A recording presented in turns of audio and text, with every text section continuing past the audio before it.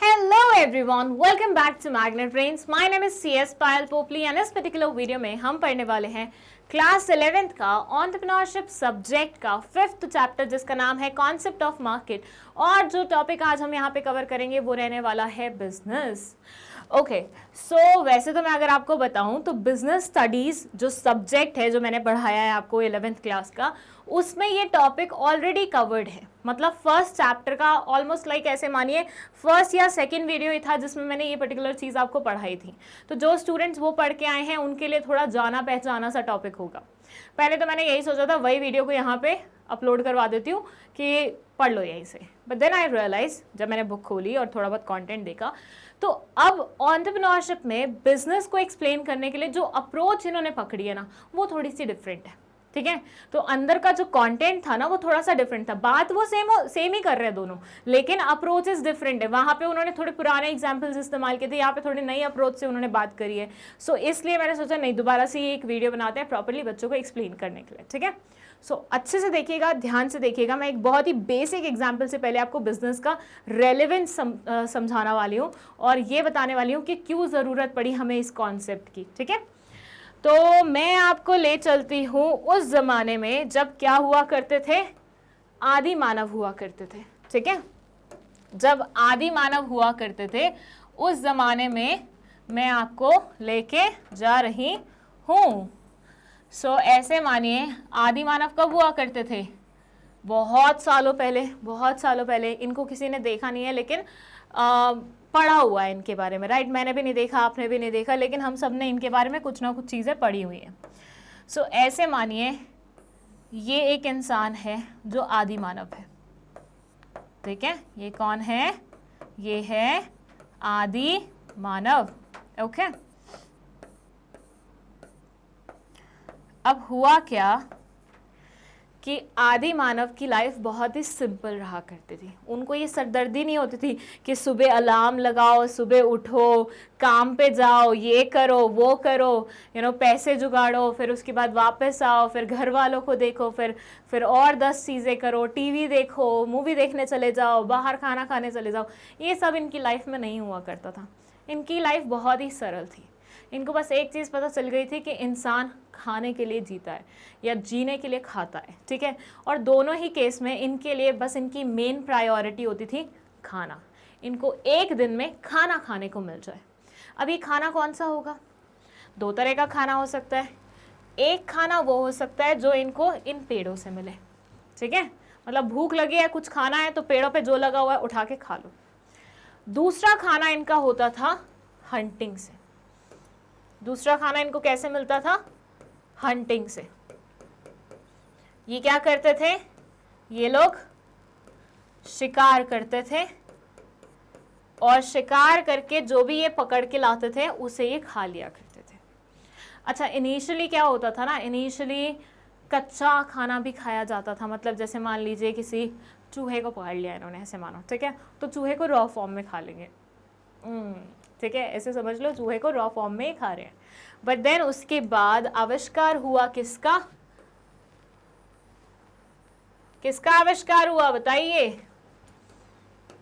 आविष्कार हुआ हमारे यहाँ पे आग का। वो भी बाय चांस हो गया था जब पत्थर से पत्थर टकराए थे एंड ऑल, तो फायर एग्जिस्टेंस में आई। फिर इनको समझ में आया कि अरे टेस्ट नाम की भी कोई चीज होती है, तो शिकार को इन्होंने फायर पे उगा के, मतलब वो करके कुक करके खाना शुरू कर दिया। फायर पे शिकार को कुक करके खाना शुरू कर दिया।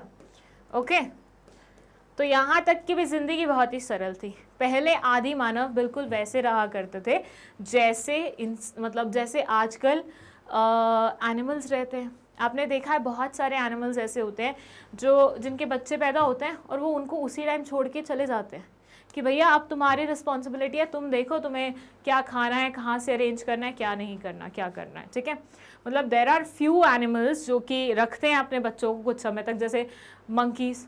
जैसे डॉग्स, ये लोग रखते हैं अपने बच्चों को कुछ समय तक, जब तक वो थोड़े से वो नहीं हो जाते, स्ट्रांग नहीं हो जाते। बट मैक्सिमम एनिमल्स का ये रहता है कि वो अपने बच्चों को उसी टाइम छोड़ के आगे बढ़ जाते हैं, निकल जाते हैं लाइफ में कि भैया चलो हमारा काम खत्म हो गया, तुम अब खुद देख लो।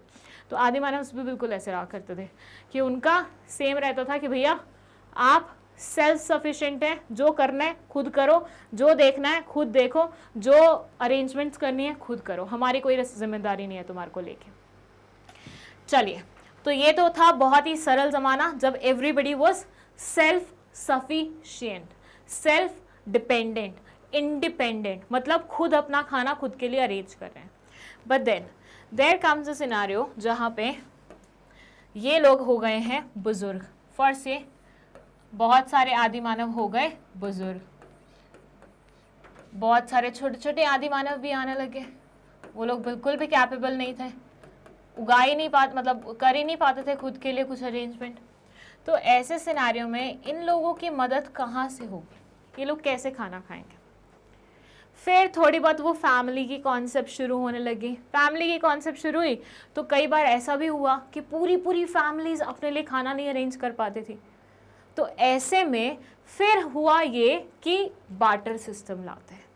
बार्टर सिस्टम आप जानते हैं ना, मैंने आपको एक्सप्लेन किया हुआ है पहले। तो ये वाले सिनेरियो के बाद कौन सा आया? बार्टर सिस्टम आया।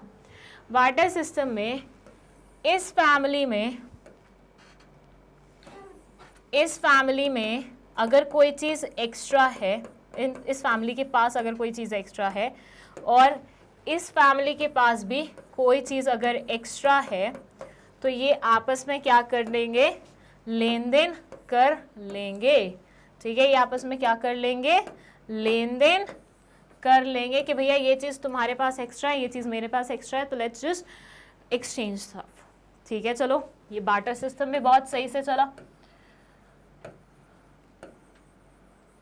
आप जानते हैं बार्टर सिस्टम बंद क्यों हुआ था?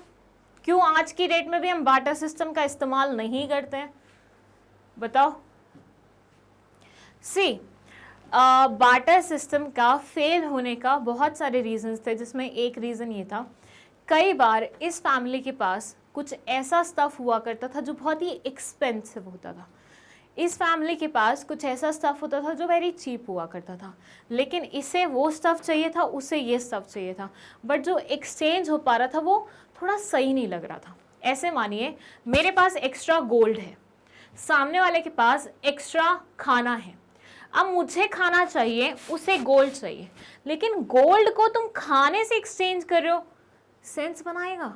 सोच के देखो, ऑब्वियसली नहीं। तो ऐसे सिनेरियो में बार्टर सिस्टम में ये प्रॉब्लम जा रही थी कि जो, और कई बार ये प्रॉब्लम भी जाती थी कि जो चीज़ इसके पास एक्स्ट्रा है, ठीक है, और इसको देनी है और इसको चाहिए, लेकिन इन दोनों का आपस में कांटेक्ट नहीं बैठ पा रहा, या फिर दोनों को सेम टाइम में एक दूसरे की चीज़ों की ज़रूरत नहीं पड़ रही थी। इसे जो चीज़ चाहिए वो किसी और रैंडम इंसान के पास है, इसे जो चीज़ चाहिए वो इसके पास है। तो ऐसे में डबल कोइंसिडेंस ऑफ वांट्स हो नहीं पा रहा था। ये आपने 9th क्लास में पढ़ा होगा। 9th क्लास में इकोनॉमिक्स में डबल कोइंसिडेंस ऑफ वांट्स के बारे में बात हुई है कि वो एक रीज़न था वाई बार्टर सिस्टम फेल, और उसके बाद हमें मनी या फिर करेंसी की कॉन्सेप्ट को लाना पड़ा। ठीक है, सो हुआ क्या, पहले मस्त आदिवाना वाला ज़माना चल रहा था, फिर डिपेंडेंसी क्रिएट होने लग गई, ओल्ड इज होने लग गए, चिल्ड्रन वगैरह होने लग गए जो खुद के लिए जुगाड़ नहीं कर पाते थे फूड वगैरह का। तो ऐसे सिस्टम में बार्टर सिस्टम का इजाद हुआ। बार्टर सिस्टम आया तो फिर थोड़े टाइम तक ये चला, लेकिन उसके बाद भी इसकी भी इनएडिक्वेसी सामने आने लगी, इसकी भी इनसफिशिएंसी सामने आने लगी। तो उसके कारण फिर हमने मनी का क्या किया, कॉन्सेप्ट लाया। और जब मनी का कॉन्सेप्ट आया तो एक्सचेंज का कॉन्सेप्ट भी साइमल्टेनियसली चल रहा था कि भैया गुड्स एंड सर्विसेज का एक्सचेंज हो सकता है। फिर वहाँ से प्रॉपर बिजनेस की कहानी शुरू होती है कि भाई आज के ज़माने में अगर आपको कोई चीज़ चाहिए तो you don't have to be self sufficient, और कोई सेल्फ सफिशिएंट हो भी नहीं सकता। अगर आपको बहुत सारी चीज़ें इस्तेमाल करनी है, there will be people who will be supplying you those things. उसके बदले में बस आपको उनको पैसे देने हैं और उस पर्टिकुलर चीज़ को कंज्यूम करना है। सो ये यहाँ से शुरुआत हुई किसकी, हमारे बिजनेस की। ठीक है, तो वापस से चलते हैं हम उस पर जगह जहाँ मैं आपको एक्सप्लेन करूँगी कि बिजनेस एग्जैक्टली आया कहाँ से। सबसे पहली लाइन में ये बोलते हैं activity is the symbol of life. Life का सिंबल है एक्टिविटी करना। अच्छा, मैं एक चीज और आपसे पूछूंगी। आप ऐसे मानिए, आप धरती पे आए, ठीक है, धरती पे आए आप, और आपको सब कुछ पका पकाया मिल गया। लाइक जैसे पेरेंट्स बोलते हैं ना कि अरे तुम क्या समझोगे, तुम्हें तो हर एक चीज़ पकी पकाई मिली है। तो वैसे ही मैं बोल रही हूँ कि आपको हर एक चीज़ पका पकाया मिल गया। Like everything came to your plate खुद से ही। तुम्हें कोई मेहनत नहीं करनी पड़ी, और तुम्हें लाइफ में कभी कोई मेहनत नहीं करनी पड़ेगी, बिकॉज तुम्हारे एंसेस्टर्स बड़ा कमा के गए हैं, सब कुछ सही है, सेट है। तुम्हें बिल्कुल अपना हाथ हिलाने की भी ज़रूरत नहीं है। There will be people around you जो तुम्हें अपने हाथ से खिला रहे होंगे, अपने हाथ से बाकी तुम्हारा सारा काम कर रहे होंगे, ठीक है। तुम्हें कुछ भी करने की ज़रूरत नहीं है। आप मुझे बताओ, ऐसी लाइफ वर्दी लाइफ है? वर्थ है ऐसी लाइफ का? कुछ सोच के देखो। मतलब अभी हमें ना सोचने में बड़ा मज़ा आता है कि काश हमारे आगे नौकर चाकर होते, ये हो जाता, वो हो जाता, हमारी लाइफ आलिशान वे में गुजरती, अंबानीस की तरह हम रह रहे होते, ये करते वो करते। बट तुम खुद सोच के देखो, क्या अंबानीस भी फ्री हैं? ये प्रेशर तो है ना उनके सर पे भी, खाली तो नहीं बैठे हुए वो। मतलब तुम ऐसा समझो, तुम्हारे पास बहुत पैसे हैं, बहुत पैसे, कुछ नहीं कर रहे तुम लाइफ में, कुछ भी नहीं कर रहे क्योंकि तुम्हारे पास ऑलरेडी बहुत पैसे हैं। क्या तुम्हें लाइफ जीने में मज़ा आएगा? बिल्कुल भी नहीं। मुझे नहीं लगता मुझे आएगा। मतलब मुझे ऐसा लगता है कि यार अगर लाइफ में थोड़ी बहुत स्ट्रगल, थोड़े बहुत चैलेंजेस, थोड़े बहुत इमोशनल अप्स एंड डाउन्स ना हो तो आपकी लाइफ बहुत ही बोरिंग बन जाएगी, आपकी लाइफ बहुत ही मोनोटोनस बन जाएगी, जिसमें आपको लगेगा यार क्या ही कर रहा हूँ मैं एग्जैक्टली, मतलब क्यों ही आया हूँ मैं इस लाइफ में, बस ऐसे ही जीने के लिए कि ऐसे ही निकाल दो पूरी ज़िंदगी। तो सो ऐसा नहीं होता है। आपको जब आप इस ज़िंदगी में आते हो थोड़ा बहुत कुछ ना कुछ करना पड़ता है, थोड़े बहुत हाथ पैर चलाने पड़ते हैं, तभी आपकी लाइफ बनती है। Human life is centered on activities which help in satisfying their diverse needs. जो human beings की life होती है वो ऐसी activities के around घूमती है जो कि उनकी diverse needs को satisfy करने में मदद करती हैं। They are prepared with some objectives, that is either to satisfy unlimited requirement, physical, emotional, religious, social, psychological, or to earn for livelihood.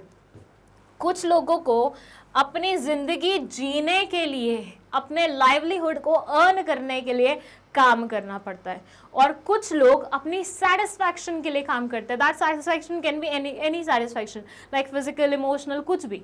मतलब ऐसी कुछ आपकी रिक्वायरमेंट्स हैं जिनको आप पूरा करने के लिए वो काम कर रहे हो, या फिर आप लाइवलीहुड अर्न करने के लिए काम कर रहे हो। जैसे मैं बोलती हूँ कि कुछ ऐसे लोग होते हैं जो बहुत पुअर होते हैं, ठीक है, अब वो पॉवर्टी के चलते हुए अपने लिए खाना भी नहीं खरीद पाते, तो ऐसे में वो काम क्यों करते हैं? ताकि वो अपने लिए खाना परचेज कर सके। तो उनका मेन मोटो होता है टू अर्न लाइवलीहुड।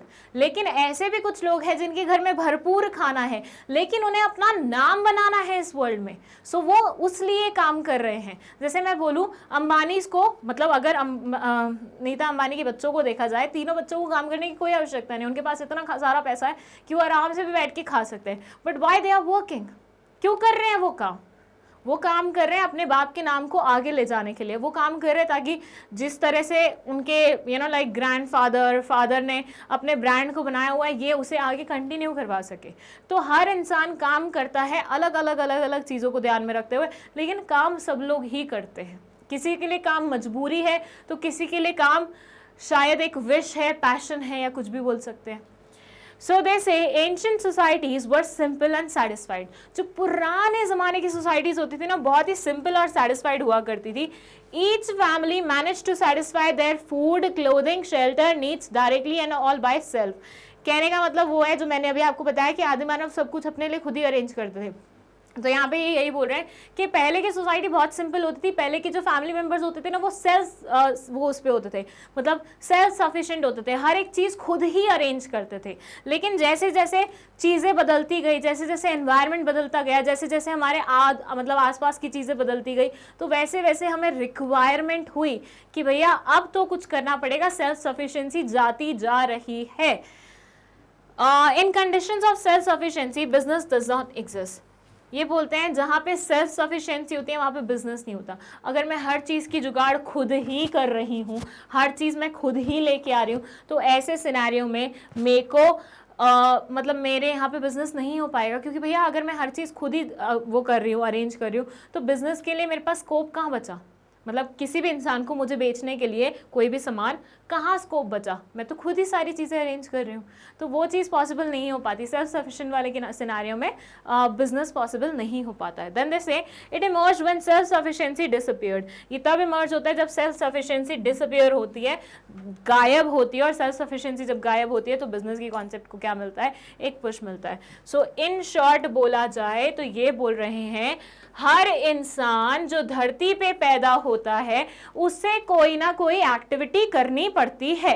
पहली चीज, एक रीजन ये हो सकता है एक्टिविटी करने का कि वो अपने लिए लाइवलीहुड अर्न करना चाहता है, वो अपने खाने पीने के अरेंजमेंट्स के लिए पैसे जुगाड़ना चाहता है। दूसरा रीजन हो सकता है वो अपना खुद का नाम बनाना चाहता है, उसके कुछ ड्रीम्स होंगे, उसके कुछ पैशंस होंगे, इसलिए वो काम कर रहा है। लेकिन अल्टीमेटली काम मैक्सिमम ह्यूमन बींग्स करते ही करते हैं। फिर ये बोल रहे हैं ऐसी सोसाइटी जो कि सेल्फ सफिशिएंट होती है, जहां पे सारे लोग खुद के लिए खुद ही अरेंजमेंट्स करते हैं, जैसे कि आदि मानव वाले जमाने में हुआ करता था, वहां पे उस सिनेरियो में बिजनेस की कॉन्सेप्ट फ्लरिश नहीं कर सकते, क्योंकि बिजनेस का मतलब ही यही होता है, एक्सचेंज करना गुड्स एंड सर्विसेज का। बट अगर आप हर एक चीज खुद ही अरेंज कर रहे हो तो एक्सचेंज तो वहां पे हो नहीं पाया, तो बिजनेस एग्जिस्ट नहीं कर सकता सेल्फ सफिशिएंसी वाले सिनेरियो में। सेल्फ सफिशिएंसी जैसे ही जाती है, बिजनेस को स्कोप मिल जाता है अंदर आने के लिए। और यही रीजन था कि जब आदि मानव वाला जमाना थोड़ा सा इनसफिशिएंट हुआ अपनी नीड्स को पूरा करने में, तो बिजनेस ने कहीं ना कहीं अपने पैर जमा लिए। आया इतना समझ? आगे बढ़ सकते हैं हम। चलिए, सो नेक्स्ट दे से business is derived from the term business, indicating people are engaged in certain activities. In this context, business is the state of being busy in making, distributing or providing of any goods or services which other members of the community need. ये बोलते हैं business जो word है ये derive हुआ है ये word business से, मतलब कोई ऐसा इंसान जो पूरा टाइम ऑक्यूपाइड है। ठीक है, किस चीज में ऑक्यूपाइड है? ये एक ऐसी स्टेट है बीइंग बिजी होने की जहां पे आप डिस्ट्रीब्यूट कर रहे हो गुड्स एंड सर्विसेज, प्रोवाइड कर रहे हो गुड्स एंड सर्विसेज जो कि बाकी मेंबर्स को चाहिए। आपकी कम्युनिटी में जो बाकी लोग हैं उन्हें जो सर्विसेज, उन्हें जो गुड्स की नीड है उसे आप पूरा करने की कोशिश कर रहे हो, उसे आप पूरा करने की कोशिश कर रहे हो बिजनेस के थ्रू। दस business is an economic activity, इसलिए बिजनेस क्या है? एक इकोनॉमिक एक्टिविटी है, पैसे से रिलेटेड चीज है, विच इन्वॉल्व्स प्रोडक्शन और प्रोसेसिंग, जिसमें प्रोडक्शन और प्रोसेसिंग आता है, सेल और एक्सचेंज आता है, किस किस का? गुड्स एंड सर्विसेज का, वो भी रेगुलर बेसिस पे। और क्यों किया जाता है ये? ताकि आप प्रॉफिट अर्न कर सके।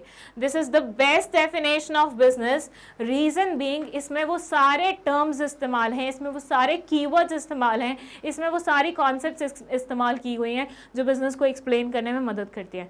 नाउ एक एक करके सारी चीजों पे फोकस करना। Business is what?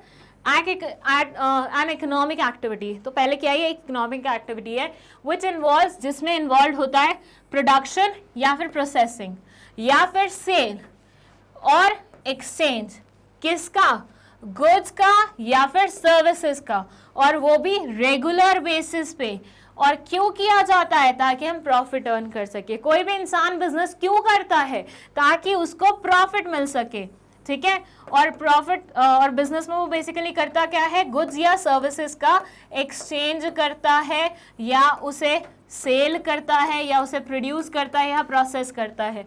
और एट द सेम टाइम ये काम रेगुलर बेसिस पे होना चाहिए। अगर कोई इंसान for the very first time कोई चीज़ कर रहा है और वो उसी टाइम ही करेगा, उसके बाद दोबारा उस काम को नहीं करेगा, तो वो बिजनेस नहीं कहलाया जाएगा। जैसे कि एक एग्जाम्पल दूं, मैं सूरत से कपड़े लेके आई, मैंने भोपाल में आके उन कपड़ों को बेचा, बट ये मैंने सिर्फ एक ही बार किया क्योंकि मैं एक बार सूरत घूमने गई थी तो मेरे को वहाँ पे कपड़े पसंद आ गए थे। तो मेरी इस एक्टिविटी को बिजनेस नहीं कहलाया जा सकता है। बिजनेस वो तब बनेगा जब मैं रेगुलर बेसिस पे सूरत से कपड़े लाऊं, यहाँ पे बेचूं, सूरत से कपड़े लाऊं, यहाँ बेचूं, सूरत से कपड़े लाऊं, यहाँ बेचूं। तो ये बार बार जब होगा ना, तब उससे बिजनेस बोला जाएगा। ओके, सो ये वाली डेफिनेशन को क्या करना है आपको? कहीं पे लिख लेना है या फिर स्क्रीनशॉट ले लो, और याद रखना पेपर में जब भी क्वेश्चन आए ना बिजनेस से रिलेटेड, बेस्ट डेफिनेशन होगी ये, जो आपकी पूरी बिजनेस की कॉन्सेप्ट को अच्छे से एक्सप्लेन कर देगी सामने वाले इंसान को। ठीक है, चले नेक्स्ट हम कुछ ऐसे लोगों की डेफिनेशन देखने वाले हैं जिन्होंने बिजनेस के बारे में अपने विचार प्रकट किए थे। तो पहले है व्हीलर भाई साहब, ये बोलते हैं business is an institution organised and operated to provide goods and services to the society under the incentive of private gain. ये बोलते हैं कि बिजनेस एक इंस्टीट्यूशन है, एक ऑर्गेनाइज्ड वे में जो चलता है और ऑपरेट होता है ताकि गुड्स एंड सर्विसेज प्रोवाइड कर सके सोसाइटी के लोगों को, और इसमें आपको प्राइवेट गेन, मतलब आपका मेन इंसेंटिव होता है प्राइवेट गेन, मतलब ये सारी एक्टिविटी आप करके क्या गेन करते हो, आपको गेन मिलता है, फायदा मिलता है। ठीक है, business may be defined as an activity in which different persons exchange something of value, whether goods or services, for mutual gain or profit. business may be defined as an activity, business को एक ऐसी activity define कर सकते हैं जिसमें different person exchange करते हैं कोई ऐसी चीज़ जिसकी कुछ वैल्यू होती है या गुड्स और सर्विसेज, ताकि म्यूचुअल गेन हो सके या फिर प्रॉफिट हो सके। ये दी है पीटरसन एंड फ्लोमेन ने। ठीक है, तो दो डेफिनेशंस लिखी हुई हैं, लेकिन फिर भी मैं आपको सजेस्ट करूंगी कि अगर बिजनेस की डेफिनेशन लिखने का कहीं पे मौका मिलता है आपको आंसर शीट में, तो right this definition, this one is the best one. ठीक है, ये वाली ठीक है, अच्छी है, लेकिन वो वाली बेस्ट है, उसमें सारे एस्पेक्ट को कवर किया है बिजनेस के। चलिए, बिजनेस के बारे में कुछ और चीजें यहाँ पे लिखी हुई हैं, पढ़ लेते हैं एक बार। ओके, सो अभी मैंने आपको बिजनेस की एक डेफिनेशन बताई थी, जो मैंने आपको बोला था कि यही लिखना अगर पेपर में बिजनेस से रिलेटेड क्वेश्चन आता है तो उसी डेफिनेशन को थोड़ा सा बाइफिकेट करके उसमें जो जो पॉइंटर्स थे वो मैंने वैसे तो आपको हल्के में एक्सप्लेन कर ही दिए थे, वो यहाँ पे लाइन बाय लाइन लिखे हुए हैं। ठीक है, तो they are saying if we analyse the above paragraphs, मतलब अगर हम पिछले वाली स्लाइड्स को थोड़ा सा एनालाइज करते हैं तो हमें कुछ फंडामेंटल कैरेक्टरिस्टिक्स बिजनेस के बारे में पता चलते हैं। ठीक है, जिसमें से फर्स्ट है an economic activity that is the aim of this activity is to earn money। ये बोलते हैं कि कोई भी इंसान बिजनेस क्यों करता है, ताकि वो पैसे कमा सके। तो मतलब बिजनेस में पैसे इन्वॉल्व होते हैं, बिजनेस करने पे पैसे आते हैं आपके पास, तो ये क्या है, ये एक इकोनॉमिक एक्टिविटी है। आपने दो टाइप्स की एक्टिविटीज के बारे में पढ़ा होगा इनिशियल चैप्टर्स में, हमने पढ़ा था one is called economic activity, another one is called non economic activity.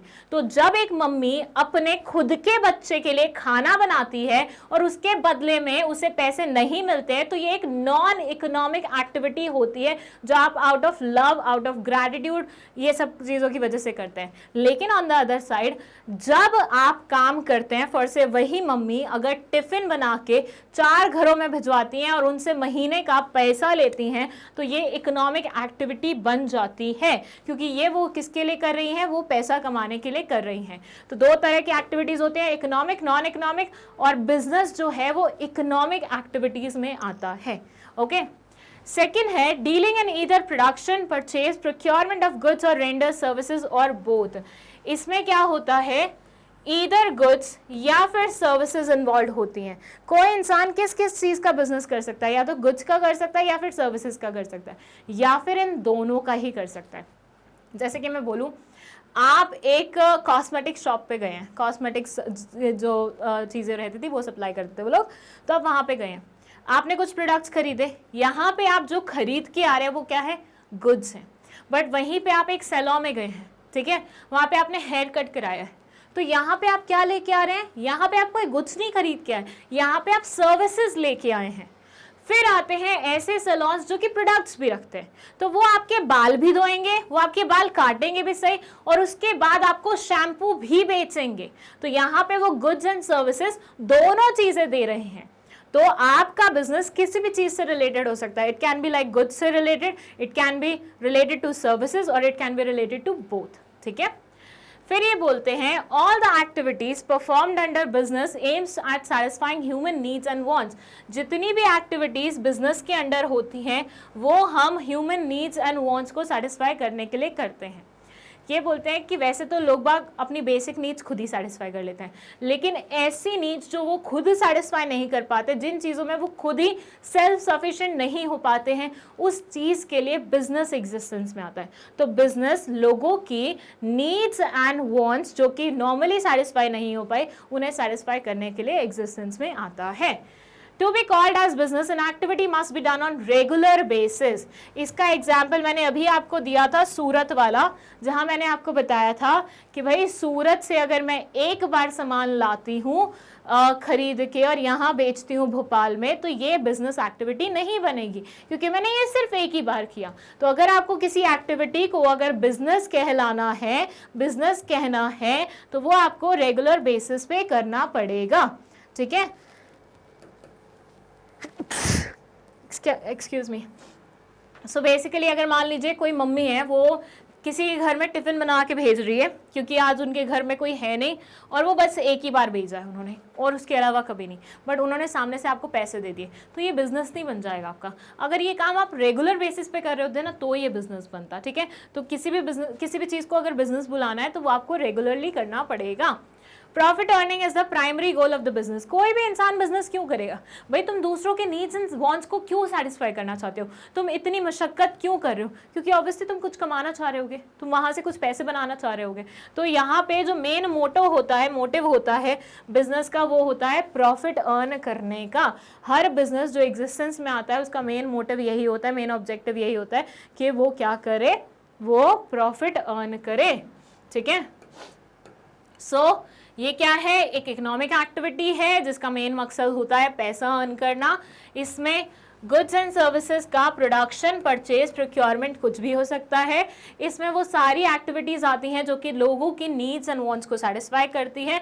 और किसी भी चीज़ को अगर हमें बिजनेस बनाना है तो वो रेगुलर बेसिस पे होना चाहिए, और प्रॉफिट अर्न करना इनका मेन मोटिव होता है। जैसे कि मैंने आपको वो बताया था, वो डेफिनेशन बेस्ट क्यों थी? वो डेफिनेशन इसलिए बेस्ट थी क्योंकि वो इन सारे एस्पेक्ट को, इन सारे कैरेक्टरिस्टिक्स को कवर करके 3 लाइन्स में आपको दे रही थी, इसलिए वही डेफिनेशन हम लिखेंगे हमारे पेपर में। चलिए नेक्स्ट, जो लास्ट और सबसे इंपॉर्टेंट फैक्टर है, जो कैरेक्टरिस्टिक है, जिसके बारे में अभी तक बात नहीं हुई थी उस डेफिनेशन में भी, वो लिखा हुआ है यहाँ पे, दैट इज रिस्क। अब पिछले चैप्टर में हमने रिस्क के बारे में बात करी थी, आई होप आपको याद है। अगर आपने वीडियो नहीं देखी है तो लिंक प्लेलिस्ट में का लिखा हुआ है डिस्क्रिप्शन बॉक्स में। They say probability of incurring losses or earning inadequate profits is inherent in all the businesses. कोई भी इंसान जब बिजनेस करने के बारे में सोचता है, उसको ये चीज़ पहले से पता होती है कि भैया बिजनेस में बहुत सारा रिस्क छुपा हुआ है, बिजनेस में बहुत सारा रिस्क छुपा हुआ है। कहने का मतलब ये है कि ये बिजनेस करके आप प्रॉफिट भी कमा सकते हैं, आप लॉस भी इनकर कर सकते हैं, और हो सकता है आपको इनएडिक्वेट प्रॉफिट भी हो, मतलब जितना आपने सोचा उतना नहीं हो, आपकी एक्सपेक्टेशंस के थोड़ा सा लेस प्रॉफिट जनरेट हो। तो रिस्क एक बहुत ही ज़रूरी एंड बेसिक एलिमेंट है बिजनेस का। कोई भी बिजनेस बिना रिस्क के नहीं होता है, और बोला भी जाता है कि जितना रिस्की वेंचर उतना प्रॉफिटेबल वेंचर। वैसे तो अब बहुत सारे फैक्टर्स इन्फ्लुएंस करते हैं, सिर्फ रिस्क एक फैक्टर नहीं होता, लेकिन स्टिल रिस्क एक बहुत ही प्रोमिनेंट फैक्टर होता है when it comes to business. The term business includes all those activities which are related to production or distribution of goods and services. Business वो सारी activities include करता है जिसमें production और distribution के बारे में बात होती है। किसके production और distribution के बारे में? Goods and services के, including all those activities even which indirectly help in production exchange of goods such as transport, insurance, banking, warehousing, advertising. ये बोलते हैं even वो वाली activities भी जो कि indirectly production या फिर एक्सचेंज में मदद करती है, जैसे कि ट्रांसपोर्टेशन के थ्रू हम गुड्स प्रोड्यूस नहीं कर रहे हैं, मतलब उसका प्रोडक्शन में कोई रोल नहीं है, लेकिन प्रोडक्ट मतलब जहाँ पे बना है टू प्रोडक्ट जहाँ पे बेचना है वहाँ तक पहुँचाने के लिए हम किसका इस्तेमाल करते हैं? हम ट्रांसपोर्टेशन का इस्तेमाल करते हैं। जब हमारे को अभी मार्केट में नहीं मिल रहा है कि डिमांड नहीं है, तो हम गुड्स को अपने वेयर हाउस में स्टोर करके रखते हैं, ठीक है। अपने गुड्स को बेचने के लिए हम एडवर्टीजमेंट करवाते हैं, अपने गुड्स मतलब बहुत सारे फाइनेंशियल ट्रांजैक्शंस के लिए हम बैंकिंग सर्विसेज लेते हैं, समटाइम्स हम अपने गुड्स को प्रोटेक्ट करने के लिए इंश्योरेंस सर्विसेज भी लेते हैं। तो ये सारी चीज़ें भी कहीं ना कहीं बिजनेस में ही आ जाती हैं, ये सारी चीज़ें भी कहीं ना कहीं बिजनेस में ही आ जाती हैं। इनके बारे में और ज़्यादा डिटेल में बात होएगी जब हम बिजनेस के कंपोनेंट्स पढ़ेंगे ना, जब हम बिजनेस की बाइफिकेशन पढ़ेंगे कि बिजनेस में क्या क्या इंक्लूडेड होता है और वो फर्दर कैसे कैसे बाइफिकेटेड है, तो हम इन सारी चीज़ों के बारे में बात करेंगे वन बाय वन, ठीक है। तो ये इसके आगे का जो सेगमेंट है ना वो बहुत ज़्यादा ज़रूरी है पढ़ना, सो थोड़ा सा ध्यान से देखिएगा, ठीक है। चलिए इसको रब करती हूँ मैं। अभी तक हमने बात करी कि बिजनेस क्या होता है, बिजनेस की शुरुआत कहाँ से हुई, क्यों हमें लगा कि बिजनेस आना चाहिए, और बिजनेस के मेन एस्पेक्ट्स क्या होते हैं, कैरेक्टरिस्टिक्स क्या होते हैं। अब हम बात करेंगे बिजनेस के स्कोप के बारे में और उसके कंपोनेंट्स के बारे में, ठीक है। चलिए फिर शुरू करते हैं। Scope of business में they say from the above discussion one can form an idea that business activities can be divided into 5 categories as follows: to production of goods, to rendering of services, to distribution of goods, rendering distribution assistance, rendering financial assistance। कहने का मतलब है कि भैया 5 categories में हम पूरे business activities को बाइफिकेट कर सकते हैं। पहला क्या हो सकता है कि गुड्स का प्रोडक्शन करना, गुड्स बनाना, मैन्युफैक्चर करना, ठीक है, और आगे उसे बेचना, ठीक है। गुड्स को क्या करना, मैन्युफैक्चर करना और आगे बेचना। जैसे मैं बोलती हूँ मैंने एक फैक्ट्री लगाई है, सारी चीज़ें ना ध्यान से सुनना थोड़ा, क्योंकि कंफ्यूजिंग हो सकता है, ठीक है। मैंने फर्स्ट से फैक्ट्री लगाई है, ठीक है। अब फैक्ट्री में मैं रॉ मटेरियल्स इकट्ठा करके उसे मतलब वैल्यूएडेशन उस पर करवा के कोई एक फाइनल प्रोडक्ट बनवा रही हूँ, तो ये क्या हो रही है, ये हो रही है manufacturing, this is called production. तो यहाँ पे आप गुड्स बना रहे हैं।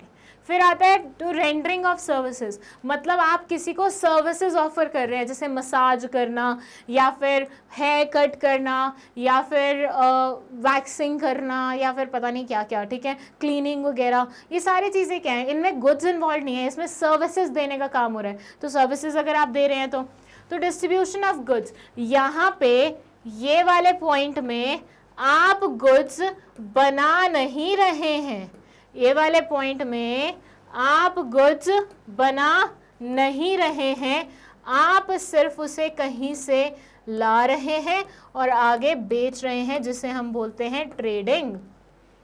क्या समझे? फर्स्ट पॉइंट में और थर्ड पॉइंट में डिफरेंस क्या है? फर्स्ट पॉइंट में बात हो रही है गुड्स के प्रोडक्शन की, मतलब कोई इंसान गुड्स क्या कर रहा है, बना रहा है, फिर उसे बेच रहा है। थर्ड वाले में प्रोडक्शन वर्ड कहीं भी इस्तेमाल नहीं किया गया है, they are simply saying you are just distributing the goods. That means आपने प्रोडक्शन नहीं किया, आपने वो गुड्स कहीं से खरीदे और आप आगे जाके उसे बेच रहे हैं। तो ये ट्रेडिंग वाला हिस्सा है। तो पहला इंडस्ट्री वाला हिस्सा हो सकता है, दूसरा ट्रेडिंग वाला हिस्सा है। फिर है रेंडरिंग डिस्ट्रीब्यूशन असिस्टेंस, मतलब गुड्स को डिस्ट्रीब्यूट करने में जो एडिशनल सर्विसेज इस्तेमाल होती हैं ना, जैसे ट्रांसपोर्टेशन हो गया, वेयर हाउसिंग हो गया, तो वो सारी चीज़ें क्या आएंगी, वो यहाँ पे कवर की जाएंगी। और उसके अलावा अगर हम पैसे की बात करते हैं कि बिजनेस चलाने के लिए फाइनेंशियल असिस्टेंस वाली बात हो रही है, तो वो बैंकिंग वाली जो सर्विस होगी वो यहाँ आ जाएगी। सो पहला गुड्स का प्रोडक्शन, सेकेंड सर्विसेज रेंडर करना, थर्ड गुड्स को सिर्फ डिस्ट्रीब्यूट करना, फोर्थ ऐसी चीज़ें वो करना जो कि डिस्ट्रीब्यूशन में मदद करती हैं, और लास्ट है फाइनेंशियल असिस्टेंस। तो ये सारे के सारे एस्पेक्ट्स किसके हैं, बिजनेस के ही हैं। तो बिजनेस का स्कोप इतना फैला हुआ है। तो यहाँ पे हमारा बिजनेस का इंट्रोडक्शन खत्म होता है। वैसे तो मैंने सोचा था बिजनेस के कंपोनेंट्स भी मैं इसी वीडियो में शूट करूँगी, लेकिन फिर ये बहुत लेंथी हो जाएगा, मतलब नहीं बनता, इसलिए बिजनेस के कंपोनेंट्स मैंने नेक्स्ट वीडियो में शूट किए हैं। सो आप उसके लिए जो लिंक है ना डिस्क्रिप्शन बॉक्स में लिखा हुआ नेक्स्ट वीडियो का, वो यूज़ कर सकते हैं, ठीक है। बाकी प्रीवियस वीडियो का लिंक भी आपको डिस्क्रिप्शन बॉक्स में मिल जाएगा। नोट्स अगर आपको चाहिए तो वो आप ले सकते हैं डिस्क्रिप्शन बॉक्स के उस लिंक से जहाँ लिखा हुआ है gate notes from you, and साथ ही साथ प्लेलिस्ट का लिंक भी वहीं पे मेंशन है। कोई डाउट है अगर पूरी वीडियो में तो कमेंट सेक्शन में मेंशन कर सकते हो। एंड साथ ही साथ अगर मान लीजिए आपको कोई वीडियो नहीं मिल पा रहा है यूट्यूब पे, तो तुम वो वीडियो ले सकते हो कहाँ से, गूगल से। गूगल पे you just have to type magnetbrains.com। जैसे तुम ये टाइप करोगे ये वेब पेज खुल जाएगा। यहाँ पे तुम्हें जाना है CBSE K-12 इंग्लिश मीडियम पे, and you have to click on this class 11th link. यहाँ से क्लास 11 की सारी फैकल्टीज दिखेंगे, उसमें पायल मैम के सेक्शन में चले जाना। यहाँ पे बिजनेस स्टडीज और एंटरप्रेन्योरशिप दोनों ही सब्जेक्ट्स मैं पढ़ाती हूँ, तो वो दोनों सब्जेक्ट्स में से जो भी तुम्हें पढ़ने की इच्छा हो उस पर क्लिक करना। सीक्वेंस में सारी वीडियोस आ जाएंगी, हर चैप्टर में कितने लेक्चर्स हैं, हर लेक्चर का कितना ड्यूरेशन है, हर लेक्चर में कौन कौन से टॉपिक्स कवर किए गए हैं, सब चीज़ें तुम्हें यहाँ पे देखने को मिल जाएंगी। You just have to click on this watch now button. उसके बाद जैसे ही तुम क्लिक करोगे वीडियो तुम्हारे सामने होगा, मस्त आराम से तुम बैठ के वीडियो देख सकते हो, अपने डाउट्स क्लियर कर सकते हो, कॉन्सेप्ट क्लियर कर सकते हो, एंड देन उसके बाद मैग्नेट ब्रेन्स को थैंक यू बोल सकते हो, क्योंकि मैग्नेट ब्रेन्स तुम्हें दे रहा है 100% फ्री एजुकेशन। बट ये जो भी इनिशिएटिव हम ले रहे हैं वो तब तक कामयाब नहीं है जब तक तुम लोग सीरियसली पढ़ाई नहीं करोगे। तो अच्छे से पढ़ो, तसल्ली से पढ़ो, अच्छे अच्छे मार्क्स लाओ, बढ़िया कुछ नाम कमाओ अपना वर्ल्ड में, ठीक है। All the very best and thank you so much for watching this video.